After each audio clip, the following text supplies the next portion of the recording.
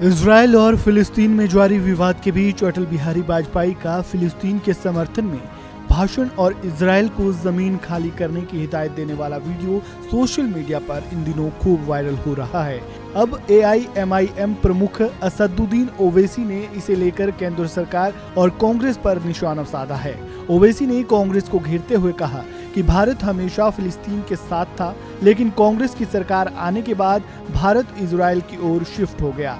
उन्होंने कहा कि अटल बिहारी वाजपेयी की ही सुन लीजिए और क्या कुछ कहा आप भी सुनिए। कि बीजेपी के एक बहुत बड़े नेता जो आज इस दुनिया में नहीं है, जो इस देश के प्रधानमंत्री थे, जिनका वीडियो बड़ा वायरल हो रहा है, उनके भाषण को सुन लीजिए आप। उन्होंने फलस्तीन के बारे में क्या कहा था कि अरबों की जमीन पर कब्जा कर लिया गया है। और दूसरी बात यह है कि भारत में हमने एक पोस्ट स्टैम्प निकाला था, सॉलिडेरिटी विद पैलेस्टाइन, वो भी आजकल देख रहे हैं आप लोग।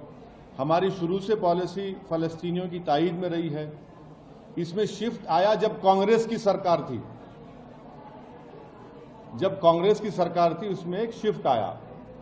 तो ये एक, और फिर पांचवी बात यह है कि ओस्लो एग्रीमेंट हुआ, और ओस्लो एग्रीमेंट में कहा गया था कि वेस्ट बैंक और गाजा में इंडिपेंडेंट पैलेस्टीनियन कंट्री बनाया जाएगा। 5 साल जाके 30 साल हो गए। तो इसकी जिम्मेदारी ओस्लो एग्रीमेंट की सब पर थी, USA पे थी, यूके पर थी, यूरोपियन नेशंस पर थी। तो 5 साल जाके 30 साल हो गए आज आप।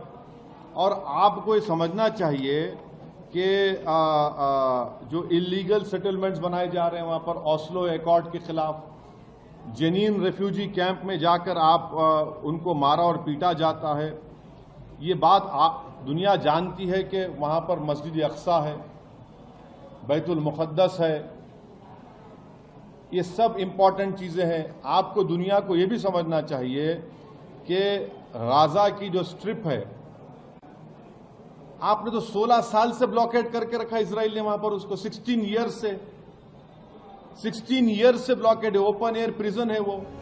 आपको बता दें कि बीते शनिवार चरमपंथी संगठन हमास ने इजरायल पर रॉकेट हमला किया था। हमास ने 1-2 नहीं बल्कि 5000 रॉकेट इजरायल पर दागे थे। इस हमले की दुनिया के कई देशों ने निंदा की। भारत के प्रधानमंत्री नरेंद्र मोदी ने भी इस हमले की कड़ी निंदा की और कहा कि भारत इजरायल के साथ खड़ा है। पीएम मोदी के इसी समर्थन पर असदुद्दीन ओवैसी का ये बयान सामने आया है। इस खबर में फिलहाल इतना ही। ताज़ा अपडेट के लिए बने रहें वन इंडिया हिंदी के साथ।